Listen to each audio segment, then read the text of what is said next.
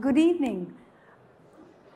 My name is Supriya Sen, and I'm delighted to be moderating this session. For a brief background about myself, I'm a former banker, an institutional investor, and a private equity investor, and a strategic consultant.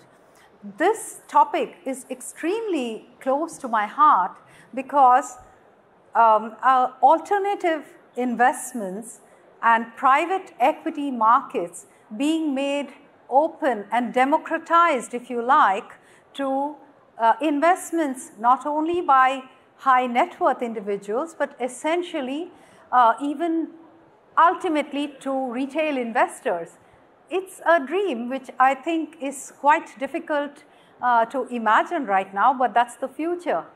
So, and just to set the stage for what we mean by alternative investments, it's not just private equity, not just venture capital, not even just digital assets, but typically these illiquid assets which require a lot of capital, a lot of, there is very, very risky, as well as the size of investment is so large that typically financial institutions would write a $20 million, $50 million check in an individual investment. So to this distinguished panel here, I will request that before we start, each of you take the opportunity to give a 30-second introduction of who you are and what you do. Thank you. Rajiv, we can start with you. Thank you, Supriya. My name is Rajiv Anand. I'm the Deputy Managing Director for Axis Bank. For some of you who don't know who Axis Bank is, we are among the largest banks in India. We are a full-service commercial bank serving customers at the senior private bank level all the way down to microfinance. And similarly, we also bank some of the largest corporates in India. I'm delighted to be here. Neil? My name is Neil. I'm the CEO of a listed investment company in Singapore called Pegasus Asia, and work with Tikehau Capital, which is a global alternatives investor, managing 42 billion euros globally with offices in 15 places. In a past life, I spent many years in banking and used to be CEO Asia for National Australia Bank. My name is Marco. I'm responsible for the international business of iCapital. iCapital is a global FinTech company founded 10 years ago with a clear and simple mission to make private market investments more accessible to individual investors, or in other words, to ensure that private individual can access the value creation which is happening when companies are private. We are exclusively a B2B business. We service well-managed organizations, helping their clients moving away from the traditional 60-40 portfolio and including private market as a core component. And we help asset managers tapping into the wealth management channel. Thank you. Lavanya? Lavanya Chari, and I'm responsible for wealth solutions globally for HSBC. And what excites me is providing best-in-class products, platforms, and proposition for our clients across the entire continuum, and digitally enabled solutions for our customers as well. And this includes personal banking, premier, and private banking clients, where we offer them local solutions and also various internationally connected offerings. I've been in Asia, in Singapore, for the last 11 years, and really, really delighted to be here today. Thank you, Lavanya, for that. So we are now at the situation where a variety of stakeholders are interested in the evolution of this private markets. And historically, while regulators have always tried to cordon off the fact that private equity is approached through accredited investors, the rise of FinTech and FinTech technology, such as the platform such as yours, Marco, has made it much more broad stream. So can you tell us as to whether you are finding this kind of interest by fund managers who want to, they already have access to investors. Why do they want to to list on your platform? So can you tell us a little bit more about these opportunities? But the opportunity is basically driven by a situation where if we look at the wealth management industry, which is currently around $100 trillion globally, the allocation to private market is very low. It's single digit, on average below 3%. And you compare that to the institutional world, which is actually more or less of the same size, and the allocation is between 10 and 30%.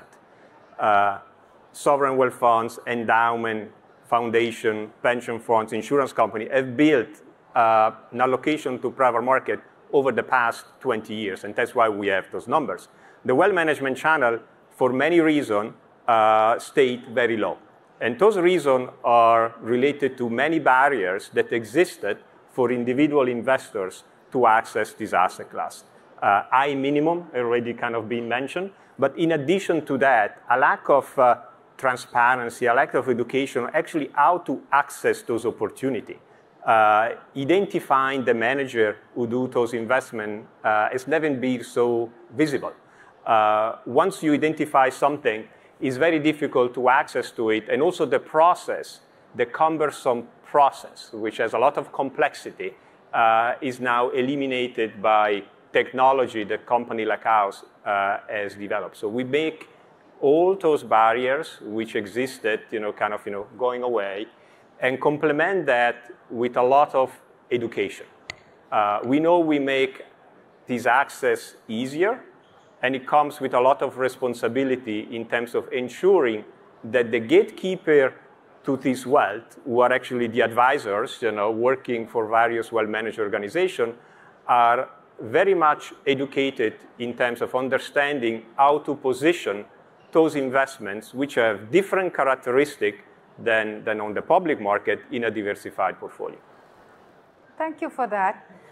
Just to follow up on that question, there would even be a hierarchy of investments of risk. So say private credit might be considered at a lower level of risk than venture capital. And we've seen so many venture capital investments go belly up. So, there is a sort of hierarchy as to what will be of interest. So in that regard, Lavanya, can I ask you, are you taking steps to make that discernment more possible for the wealth managers, and how are you going about that?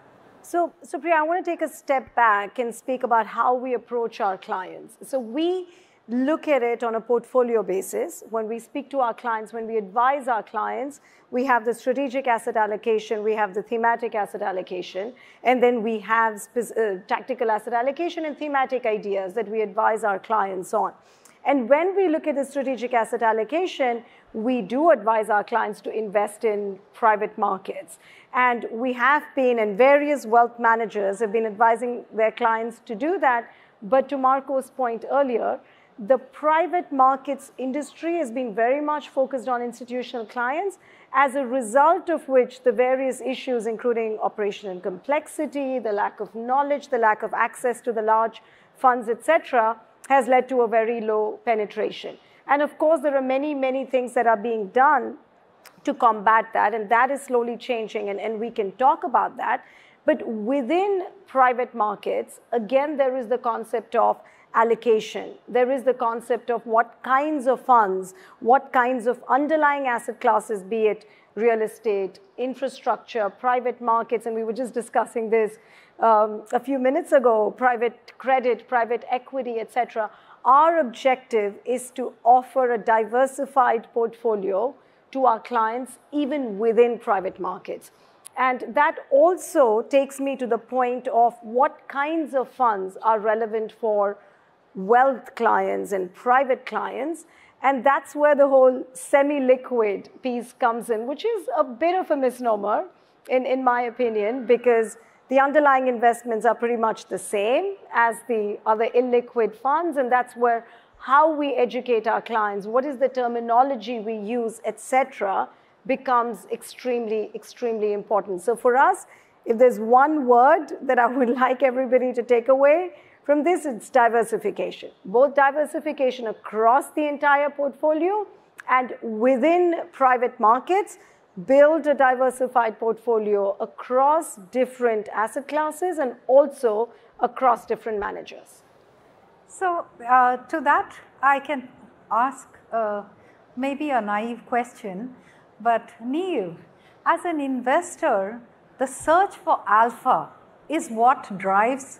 Otherwise, today the interest rates are such that at 5.5% yields on treasury, why should one take that extra leap? And this is an exactly opposite from the last 10 years in terms of macroeconomic environment, where when not only interest rates, but interest rates are going up, inflation expectation is high, and not that after all that diversification, we didn't make a very good return on either our public listed equities and bonds. Everything was correlated despite all that diversification. And then now private equity is getting a bad name, and I'm sure you've seen the recent press, which has not spoken very highly. So do you think some modification should be made in this story? You're an investor across asset classes. So what's your take? I think, Supriya, thank you for the question. First and foremost, we should look at why does anyone want to invest in private assets? Just look at it conceptually. And that is to really get a premium over public assets where you don't have to lock your money away for an extended period of time. And because these are negotiated transactions with privately held companies, they are not available in the public market. So that's the basic reason. Premium as well as access to a market that you don't have on the public side, or access to companies that you don't have, whether it's private debt or it is private equity. And the second reason is, and I think Lavanya mentioned that, is when bonds and equities have, on the public side, have significant drawdowns, we have seen private assets are a lot more stable. And in a well-diversified portfolio, to repeat what Lavanya said, having private assets is an important balance. Now, the question is how much, and that depends on the institution, the individual, and the risk appetite, as well as the appetite to stomach illiquid positions. Now, in today's world, to get to your specific question, in today's world, in my mind, there has never been a better time, certainly in the last 6-7 years, to build new companies, simply because the demand-supply of capital has changed drastically. And quite the opposite of, say, 2021, where essentially every private equity investor ended up being a price taker and everything was an auction. Today is a very different world. So to me, I'm not trying to be a contrarian, but this is the time really to look at investments in alternates and to expand the alternate portfolio, whether it's from an individual standpoint, depending on your diversification, or quite frankly, from an institutional standpoint, because the opportunity set out there is very attractive. Yes, 5% on treasury, 5.5%, whatever, 4.9% on US money market fund sounds attractive. But the reality is the benchmark for private equity has to be a significant premium over that, for private assets over that. So for any investor to look at that, you should use that as a benchmark and say, will I earn more than what the current rate of interest is? And if the environment is, as I believe it is, an excellent time to create value in the private markets, then the returns will be there. So personally, from looking at the possibility of investment opportunities, this is the time actually to increase exposure to private assets, not decrease. Thank you so much for that. And I actually think it's a perfect segue into a question that I've been dying to ask, which is the complete change in business models that will have to be made if the global push for sustainability and sustainable finance ahead of the COP. I mean, this is the main thing that every human, let alone every leader, should be thinking about, and whether we are aligned with this in this change that we are making. So I will throw it open to everyone, but also Rajiv, do you think that this movement of alternative to mainstream can also take into account this need, this imperative, and if so, how? So thank you, Supriya. I think it's fair to say that the corporate world across the world, certainly in India, is committed to sustainability, and all of us have made various commitments at the government level that's percolated down to corporates, and we are working towards that. And as a lender, our own carbon footprint is relatively small, but one of the things that we are working on is really scope 2 and scope 3, i.e. What is the kind of carbon footprint that are we financing, and they in turn, for a company, what kind of footprint is their supply chain creating, for example. So I think there's a lot of work that's happening around this. There is, and let me talk about India. There is a move towards creating green deposits, for example, and there have been various experimentations, etc. But the only thing that we are able to build around that is, in a sense, the goodness of our customers saying, hey, this money will go into creating long-term sustainability and a better planet for you and your children. But other than that, there is very little that you can induce. When the customer asks, why should I put money into a green deposit, for example, there is not a lot that we can show as a bank at this point in time. But I think this is a space that is evolving, and as we are certainly seeing that there is greater and greater interest to be able to participate within this space. So maybe green deposits is not it, but there are a lot of assets that can potentially be created out of the private markets. There is a large pool of ESG funds that are sort of getting created, which are focused towards this, and I think it's still very early stages. But whether this will grow large enough on the back of sustainability alone without returns, I think is moot. So I come back to Lavanya, an earlier point you made, and I thought that it was striking that if there is one area which has not been accessed sufficiently is in this alternative. What better time to design in such a way that use the power of digital to thread macro, micro, trend, business model change, everything can be done through design. So would you have any thought on not just iCapital, which is but there are so many such similar platforms. Is that included in the design? Because those trillions of dollars going into this, it should be in a sustainable way. Yeah, so let me address the sustainability from the ESG standpoint first and then come to the platform piece. So from an HSBC standpoint, obviously we have net zero commitments, we're very focused on sustainable investments, etc. And we look at it in a holistic way. How do we educate our clients? Because a lot of our clients come to us and say, we want to invest in ESG, we want to invest in impact, but they need a lot of education. They want to be educated. Then, of course, the products, which goes to your point about there are some very, very interesting impact products out there, which our clients are investing in. And then there is how easy is it for clients to look at their portfolios on their mobile, which goes to the digitalization piece, which we care deeply about. Then internal education, external education, and also the risks and controls, which are very important given the greenwashing risks that all of us collectively face in the industry. But to Rajiv's point, I think the most critical aspect, particularly in Asia, and I will say this, is returns. Without the returns, clients will not invest in something that is sustainable. And I think it's absolutely critical that impact and returns are married.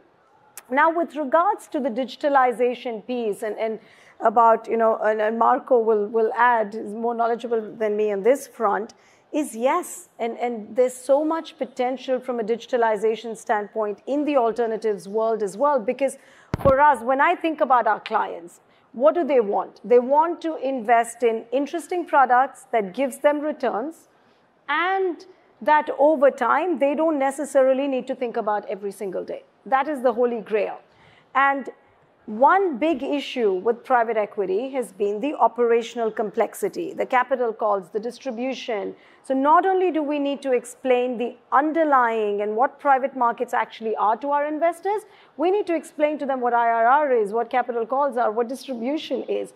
That is a challenge, and which is why the evolution of the industry from when there was a focus, and a lot of the asset managers have decided to consciously invest in the wealth space, which is music to our ears and wonderful for us and our clients, is the fact that they have started investing in open-ended funds. Again, there is a lot of education because we're not saying they can get out of these funds whenever they want. So of course, the risk component needs to be understood. These are long-term funds, but open-ended funds and technology, and we're partnering in terms of the platform, etc. That makes a huge, huge difference and will definitely increase the uptake in this particular industry. So there have been some good audience questions, and let me pick up one of them. Marco, if as a retail investor in the audience wants to understand how to access, I must say it's quite an interesting and exciting one. Where would they come to access? Through a bank like Axis or only through private wealth? How exactly would, and share more about that. HSBC.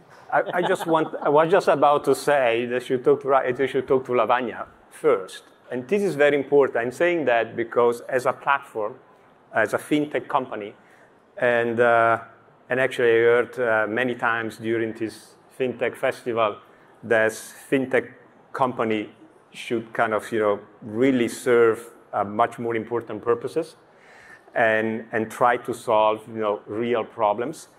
And our ambition is to help, banks in kind of making sure that, private individual access these alternative investment, private market investment. But the educational piece and the advice piece that only a trusted advisor can give that sits on those organizations is key. Because those are products with different characteristics, with, different liquidity features. Those are long-term investments, and it's important to really understand it. And it's about understanding the product itself, but it's about positioning it in the right way in a diversified portfolio. And only that thing, position it in a diversified portfolio, can be done, not by the platform, can be done by advisors. So that's why our business model is exclusively focused, what I said before, kind of B2B, to really service, the wealth management organization, big and small, and the asset managers who want to access this channel. So I would like to pick up on a point Neil made earlier, and it's also listed here. Now, diversification and alpha returns are higher because of this. Now, is there this whole conference is about the role of tech, tokenization, Gen AI, and all things exciting about productivity enhancements in every business, process, product. Do you think that alpha, Neil, would be better found by accessing, getting this whole movement down the this movement to go on further or down this path? Without a doubt. And I'll give you a real life example. We at Tikehau set up one of the first decarbonization funds in 2018. And a lot of people at that time said to us, it was a little too early, certainly at that point in the minds of many institutional investors. The returns on that fund have been very, very good because A, you're early. Secondly, that was really the only way to access companies that were going down that path. Even today, I would say, if you're looking at the best opportunities at companies that are going down the path of sustainability in terms of converting their existing business model to being sustainable in the future and growing, it is in the private space. Now, if you want access to those companies, you have to be investing in the private space. I'm not saying that will stay like this forever, but as of now, anytime there's a new business, a new venture, a new concept, it'll start off in the private space because it's patient capital. It allows businesses to grow without the, and I see some questions on public markets, without the scrutiny of public markets. As I mentioned, I'm a CEO of a listed company, and I promise you, being part of a private company and being part of a public company is very different.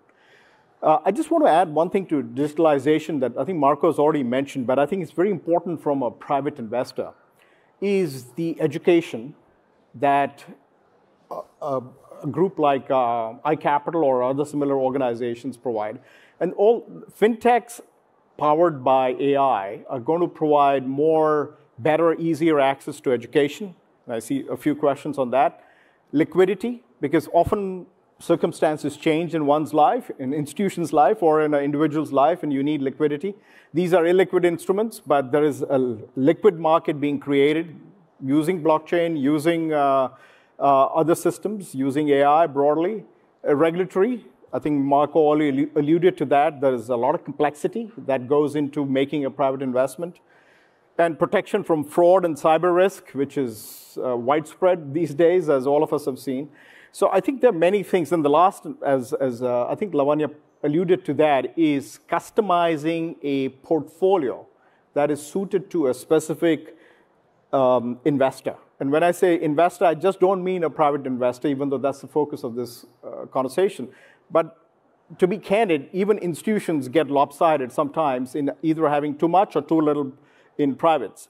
So AI is going to make a revolutionary change as we go down that path, and that's down the path of digitalization, where the decision-making process is going to be a lot more refined on the LP side, on the limited partner, the investor side. So that's heartening. I'm interested in one thing. I know we have a very diverse audience here, and who are all clients and potential clients. I'm interested in a show of hands to see how many people here have more than 10% allocated to private markets as part of their personal portfolio, just by a show of hands. So I think it's a little unfair to ask, because I remember a similar question was asked to me that, do you have in the middle of the room, how many of you have cash in your pocket? And I raised my hand and I put my hand down quickly. So I wouldn't put everyone in a spot like that. But I just do have this question about, we're running out of time soon, but the regulatory, there's no regulator here on this panel, but I feel that it was there for a reason. The regulation, the necessary for stability in financial markets, the necessity for orderly behavior in financial markets, responsibility for not only having education, but some amount of risk management inbuilt in the solution in itself, which allows for ease of management by the, not just by the manufacturer of the product, but by the distributors. Yeah, so in that sense, I would ask Marco, I would ask you, Rajiv, to comment.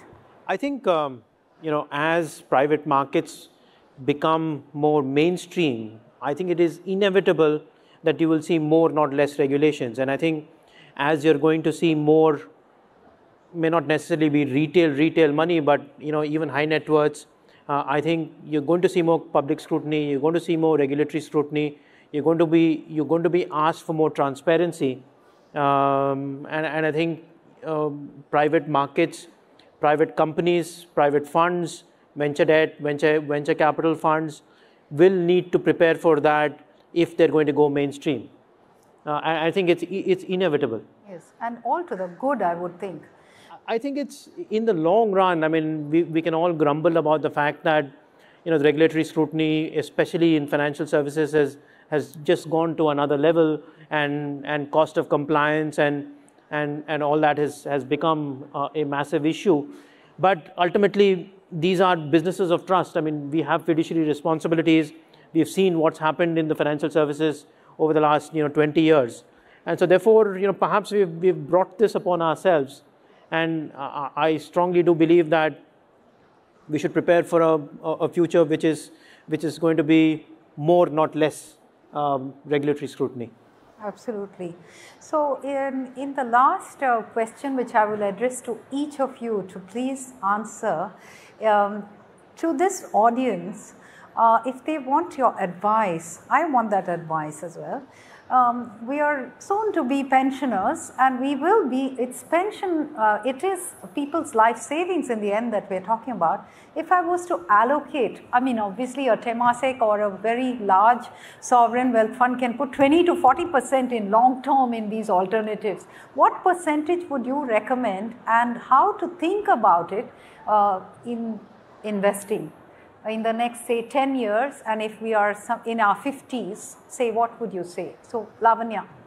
So, I would say up to 20% for individual investors. But again, I'd go back to the diversification point, because the 20% should not be in one underlying asset class within private markets, and it should not be with one particular manager. So I would say up to 20%, but diversified within that 20%. Thank you. Marco? You need to do this for two reasons. One, to have a better quality portfolio, so diversification, and two, to improve the risk-adjusted returns. So it needs to be at least 10% to make a difference, and to then have a proper diversification across private equity, private debt, real estate, infrastructure. Then it needs to be between 10 and 20, 10 and 30%, depending obviously on your profile as a client. Very good. So 120, 110. Neil? Whatever helps you sleep better at night. And that's the honest truth, because quite frankly, as one goes through life, the percentage changes as an individual and as, quite frankly, as an institution. So I don't think there's a right number for anybody. It's at the end of the day what you're comfortable with, what your return expectations are, and quite frankly, what your liquidity situation is going to be down the road. Because if you have to sell a private investment, you're probably going to take a haircut. And are you ready to take a haircut? If you're not, then keep your percentage small. Brilliant. Rajiv? I agree with that. And I think one also needs to think about not this wealth being not just for your lifetime, but ultimately it will get passed on to. There is some strange belief that, hey, you should be in cash so that you can pass that on to your children or whatever it is. I mean, I think that's pretty dumb. So if you think of this as generational, yes. Take care of yourself. All of us are living much longer, so you need the liquidity and the returns in your lifetime, and hopefully you're passing on a portfolio which is in great shape, which your children hopefully will take care of. Thank you. This was a fascinating discussion. Thank you all for being here. Thank my panelists. Thank you. Okay. Thank you. Bye. Thank you so much.